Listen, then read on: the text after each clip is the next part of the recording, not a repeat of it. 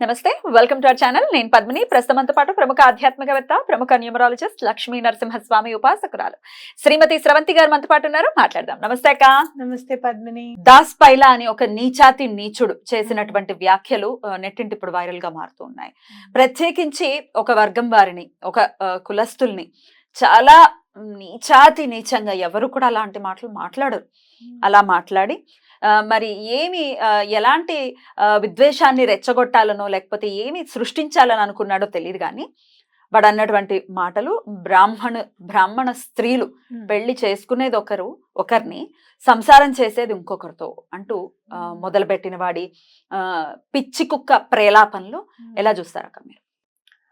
ఎక్కడన్నా దొరికితే, ఇప్పుడు తన నవరాత్రులను చెప్పులు వేసుకోవట్లేదు, పక్క వాళ్ళ చెప్పులు అరువు అడిగినా అప్పడిగినా సరే నా హీల్స్ బాగుంటాయి. అదే నువ్వు నేను కలిసినప్పుడు దొరకాలి. అవును అవును, మీకు కూడా ఛాన్స్ ఇవ్వనక్క, మామూలుగా ఉండదు.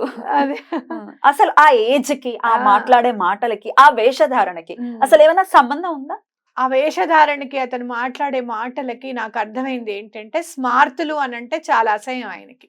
అంటే శివుడు అనంటే అసలు దేనికి పనికిరాని వాడి కిందకి తీసేసుకుంటూ, స్మార్తులు అనేసరికి అటు శివుడిని పూజిస్తారు, ఇటు విష్ణువుని పూజిస్తారు, అందరినీ పూజిస్తారు. ఆయన కేవలం వైష్ణవుడు మాత్రమే కాబట్టి విష్ణుమూర్తికి సంబంధించినవే దేవుళ్ళు, ఇక మిగతా వాళ్ళు ఎవరు కూడా మనుషులు కారు. అసలు వాడు హైందవుల్లో లేడక్క. వాడి మాటలు హిందూ ధర్మంలో ఉన్న వాళ్ళు అలా మాట్లాడతారు అసలు? అసలు హిందూ ధర్మంలో ఉన్న వాళ్ళు ఎప్పుడు కూడా అవతల వాళ్ళని ఎత్తి చూపారు. చాలా మంది చూడు, అమ్మ బ్రాహ్మణులు ఒక్క మాట కూడా అనకూడదు, వాళ్ళని అంటే మహాపాపము అని అంటారు. అమ్మ మేము బ్రాహ్మణులకి మీకు కాళ్ళు మొక్కాలి కానీ మాకు మీరు మొక్కకూడదు అని అంటే, అట్లా అనకండి. ఎవరైనా పెద్దవాళ్ళకి మనం దండం పెడతాం కదా, అలా అనకండి అంటే మీరు వయసులో పెద్దవాళ్ళు మమ్మల్ని దీవించండి, అట్లా ఏం లేదు అని చెప్పి మనం అంటూ ఉంటాం. అసలు నిజంగా ఒక్కొక్కసారి అనిపిస్తుంది, ఇంత పేషెన్స్ ఎందుకు మన బ్రాహ్మణులకి అని అనిపిస్తుంది నాకు. పేషెన్స్ అని మనం అంటున్నాము, అవతల వాళ్ళు ఎగ్జాక్ట్లీ పిరికితనము చేతకాంతనం అని అనుకుంటున్నారు. మంచితనాన్ని చేతకాంతనంగా తీసుకోవడం అనేది సమాజంలో ఎప్పటి నుంచో ఉంది. అయితే బ్రాహ్మణులకి ఇంకా ఇలాంటి విషయాల్లో మాత్రం ఎటువంటి పరిస్థితుల్లోనూ పేషెన్స్ ఉండకూడదు, ఓర్పు ఉండకూడదు. ఎందుకనంటే మన అమ్మని అన్నవాడు వాడు. బ్రాహ్మణ స్త్రీలు అనంటే అటు మన అమ్మల్ని అందరినీ అంటున్నాడు, మనని అంటున్నాడు. వాడు ఏం చూసి వచ్చాడని మన గురించి మాట్లాడడానికి? అసలు వీడెవడికి పుట్టాడు? అది వీడు అసలు ఖచ్చితంగా మనుషులకు పుట్టిన వాడైతే కాదు. ఖచ్చితంగా కాదు, మనుషులకు పుట్టిన వాడైతే కాదు. అండ్ మోర్ ఓవర్ నిజంగా చెప్పాలంటే ఒక తల్లికి తండ్రికి పుట్టినవాడు కూడా కాదని అనుకుంటున్నాను నేనైతే. ఎందుకు అనంటే పరాయి స్త్రీని అనేటప్పుడు చాలా ఆలోచించి అనాలి పద్మిని. మన తల్లితో సమానంగా ప్రతి ఆడదానిలోనూ తల్లిని చూసుకోమన్నారు, అందుకే కదా. మరి నువ్వు ఆడదాన్ని అంటున్నావు అంటే తల్లిని అన్నట్టే లెక్క. తల్లిని అనేవాడు నిజంగా చెప్పాలి అని అంటే మృగాలకు కూడా పుట్టాడు. చిన్న మొన్న మనం చూసాం, సింహం దగ్గరికి ఆడసింహం వస్తుంది, పాపం చిన్న లేడి పిల్లని చంపడానికి వచ్చి గుర్తిస్తుంది చిన్న పిల్లని. మిగతా ఆడసింహాలను రానివ్వదు తెలుసా. ఆ వీడియో నేను చూశాను. అది వచ్చి ఆడుకుంటూ ఉంటుంది, ఆ జింక పిల్ల తల్లిని కుమ్ముతున్నట్టే చక్కగా కుమ్ముతూ ఉంటుంది, దాని ప్రేమ అంతా చూపిస్తూ ఉంటుంది. కానీ వాటికి ఉన్న ఇంగిత జ్ఞానం కూడా వీళ్ళకి లేదన్నమాట. అది మృగాలతో కూడా పోల్చకూడదు వీళ్ళని, అనవసరం. వీళ్ళు అసలు మనిషి కింద జాతి కాదు, రాక్షసులన్నా కూడా ఏం తప్పులేదు. మిగతా రాక్షసులే ఇలా పుడుతున్నారేమో అనిపిస్తుంది నాకు. రైట్ అక్క. ఈ శైవులు వైష్ణవులు ఈ గొడవ ఎప్పటి నుంచో ఉంది, చాలా వరకు సద్దుమణిగింది. ఆదిశంకర్లు వచ్చిన తర్వాత, పంచాయతనం ఇచ్చిన తర్వాత ఒకంత సద్దుమణిగింది. దాని తర్వాత ఇంకా రకరకాల, ఇప్పటికీ కొంతమంది పనిగట్టుకుని కొన్ని యూట్యూబ్ ఛానల్స్ పెట్టుకుని శుభ్రంగా ఎంత విద్వేషాన్ని నింపాలో అంతా నింపుతూ, ఎలా అంటే చాప కింద నీరులాగా అనమాట, పాయిజన్, ఒక స్లో పాయిజన్ లాగా ఎక్కిస్తూ మాట్లాడుతూ కొంతమంది ఏమో ఇట్లా ఇంకా పిచ్చి కుక్కల్లాగానే వాగడం కొంతమంది. అసలు ఇలా ఎన్నాళ్ళు కొట్టుకుంటాం మనలో మనం కొట్టుకోవడం కాదు పద్మిని. ఇలాంటి వాళ్ళు ఎవరైనా కానీ వాళ్ళు అసలు ఒకళ్ళని ఒకళ్ళు అనుకోవడం అనేది చాలా పొరపాటు.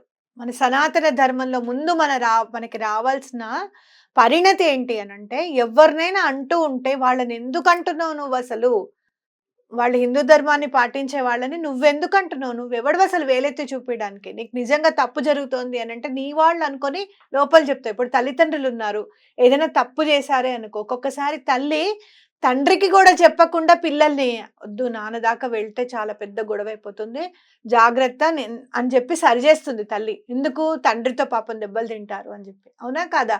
అలాంటి ప్రేమే లేదు వీళ్ళకి అసలు. అలాంటి ప్రేమ ఉంటే ఇంకొకళ్ళకి వినపడకుండా కనపడకుండా దారిలోకి పెట్టుకోవాలి.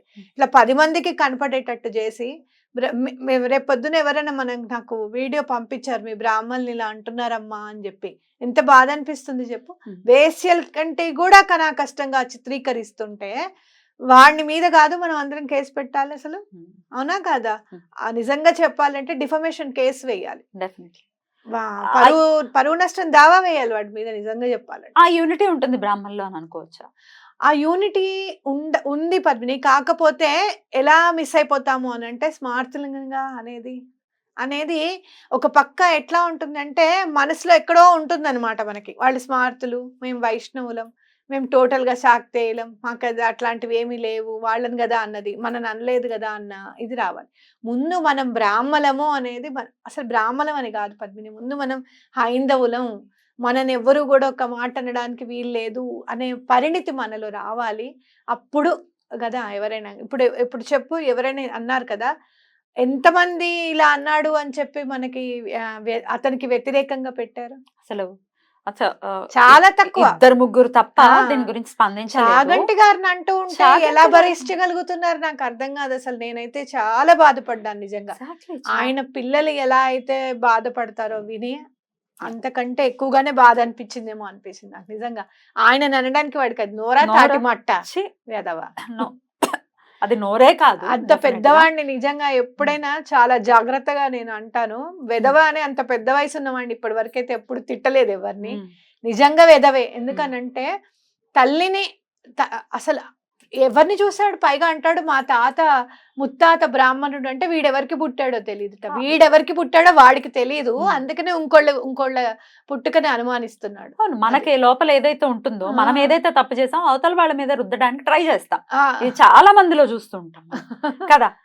మన దృష్టికోణంలో ఉన్నాం, ఆ దృష్టికోణంలో పుట్టాం, అసలు అందులో పుట్టాం, ఆ దృష్టికోణంలోనే మన బ్రతుకంతా ఉంది కాబట్టి ఆబ్వియస్ గా అలాగే చూస్తారు. నాకైతే మాత్రం ఇది నిజంగా చెప్పాలంటే హైందవ సమాజం మీద, లేకపోతే బ్రాహ్మణేతరులు బ్రాహ్మణుల మధ్య, అయితే ఇప్పుడు హైందవేతరులు ఎవరైనా హైందవుల మధ్యలో గొడవ పెట్టాలి, లేకపోతే బ్రాహ్మణేతరులు ఎవరైనా సరే బ్రాహ్మణులు కొట్టుకు చేస్తే పోతుందన్న పెట్టాలి. రెండిట్లో ఏదో ఒకటి జరగాలి.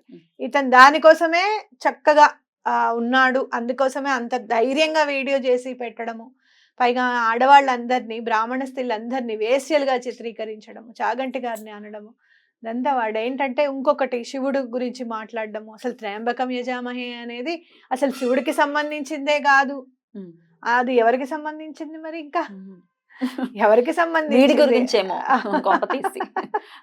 ఇంకా ఎక్కువగా మాట్లాడితే ఆ మంత్రం నాదే అంటాడేమో, నన్నే పూజించండి అంటాడు.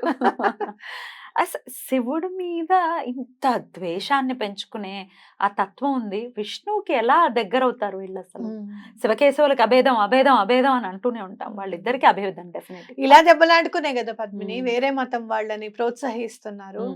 ఇలా దెబ్బలాడుకునే మాది ఇదండి, మాది అదండి, మేము ఇలా దండం పెట్టుకోవాలి, మీరు అలా దండం పెట్టుకోవాలి, కామాక్షి దీపం వద్దంటారు ఒకళ్ళు, వాళ్ళే మళ్ళీ లక్ష్మీ దీపాన్ని పెట్టుకోవచ్చు అంటారు. కామాక్షి లక్ష్మీదేవి అజ్ఞానంతో పాపం ఎప్పుడు పైకి వస్తారో, ఎప్పుడు దైవానికి దగ్గర అవుతారో తెలియదు. అసలు మీకు ఎవ్వరికి తెలియని విషయం, వాళ్ళకి తెలియని విషయం ఏంటంటే కామాక్షి దేవినే గజలక్ష్మి రూపంలో స్థితి చేశారు అక్కడ. దీపంలో కామాక్షిదేవి స్వరూపం ఉండదు. ఇప్పుడు వస్తున్నాయి, లలిత అమ్మవారిది కూడా చెరుగడ్డ పెట్టుకొని బ్రాస్వర్ ఇప్పుడు వస్తున్నాయి, కానీ ఏనుగులు ఉంటాయి. కామాక్షి అమ్మవారే గజలక్ష్మి అమ్మవారుగా చూపిస్తారు అక్కడ.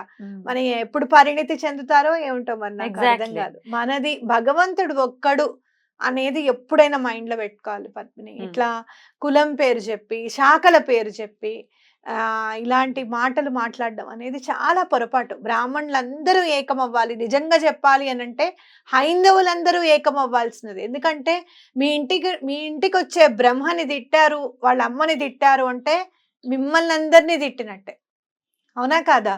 మరి వాడికి ఎలాంటి బుద్ధి చెప్పాలి అంటే, మీరు ఒక బ్రహ్మని ఇంటికి పిలిపిస్తున్నారు, అతని తల్లి వేశానంటే మరి మిమ్మల్ని కూడా అన్నట్టే కదా ఇంకా, అవునా కాదా?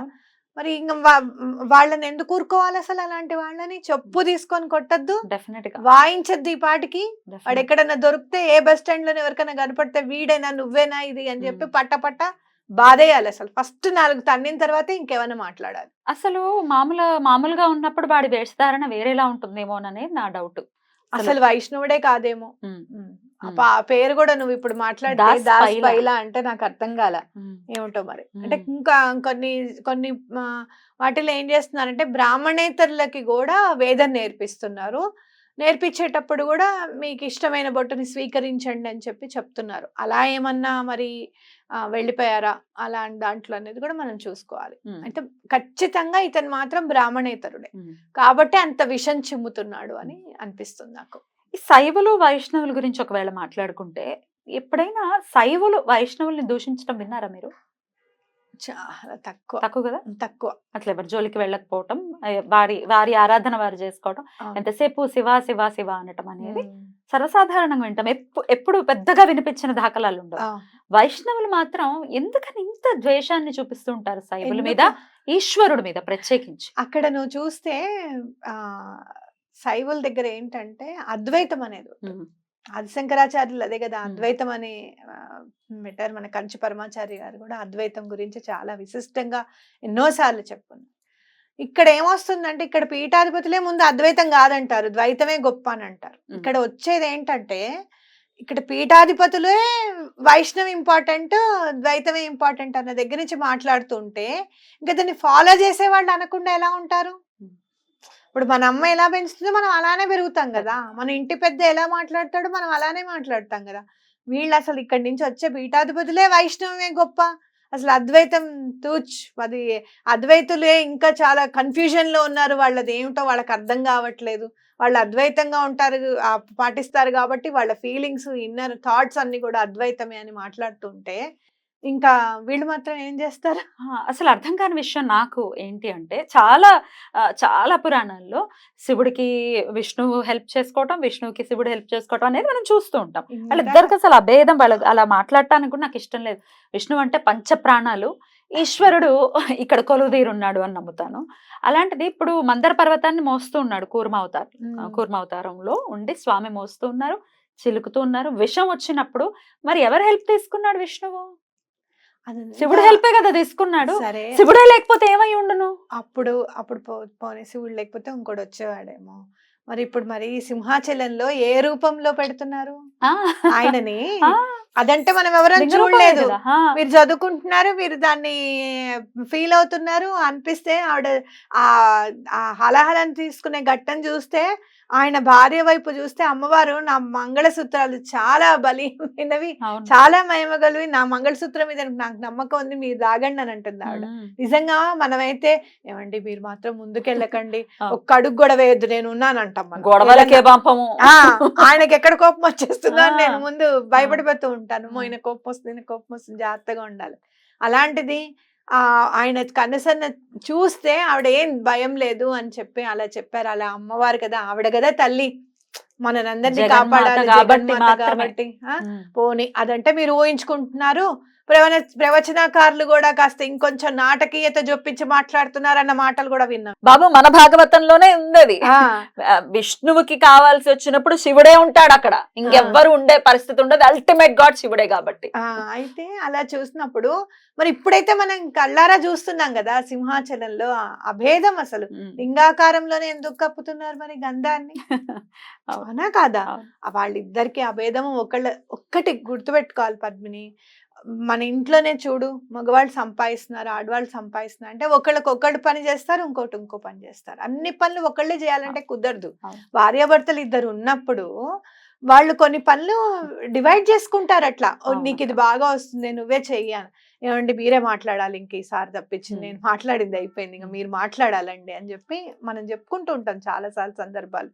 అలానే మరి ఒక చిన్న ఫ్యామిలీని నడిపించడానికే అంత ఉంటే మరి చరాచర సృష్టిని నడిపియాలి అని అంటే మరి ఒకళ్ళ శక్తి ఒకళ్ళకి అవసరం ఉంటుంది తప్పకుండా. మరి అలాంటప్పుడు ఆయన కడుపులో, గజాసురుడి కడుపులో శివుడు ఉన్నప్పుడు విష్ణువు కాదు వెళ్ళి ఆయనని బయటికి తీసుకొచ్చింది. అదే ఈయనకు అవసరమైతే ఆయన, ఎంత దయామయుడో చూడు శివుడు.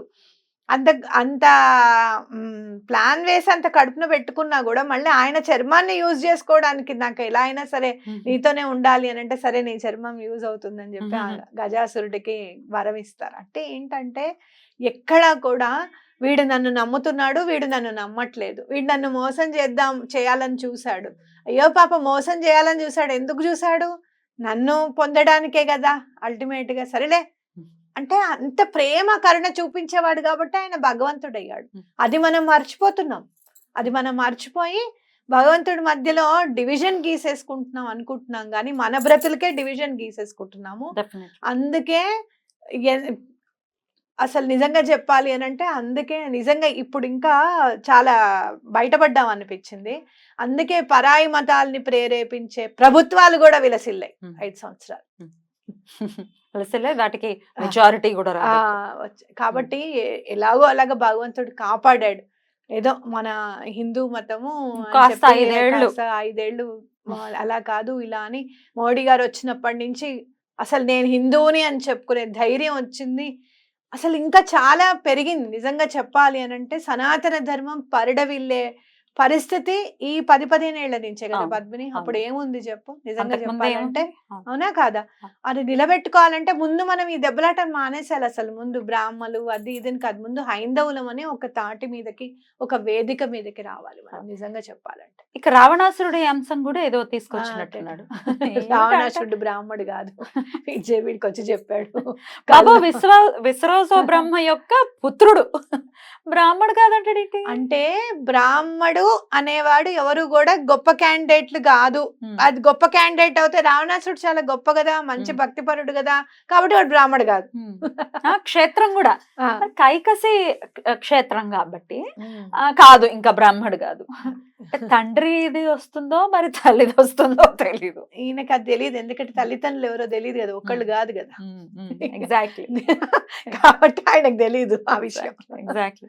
అసలు అంటే ఇదేదో ఎట్లా అనిపించింది అంటే ఖచ్చితంగా ఏదో ఒక లైమ్ లైట్ లోకి రావాలి, ఎవరినో ఒకళ్ళని లైమ్ లైట్ లోకి రావాలి అనుకుని వచ్చిన విధానం ఏమో అని అనిపించింది. బాగా నిజంగా చెప్పాలి అని అంటే ఇప్పుడు వక్రంగా మాట్లాడి ఇష్టం వచ్చినట్టు మాట్లాడి ఒళ్ళు దగ్గర పెట్టుకోకుండా ఏది పడితే అది ప్రేలాపనలు పేల్చేస్తే మనం లైన్ లైట్ లోకి వచ్చేస్తాం కదా. అంటే అట్లా కాదు.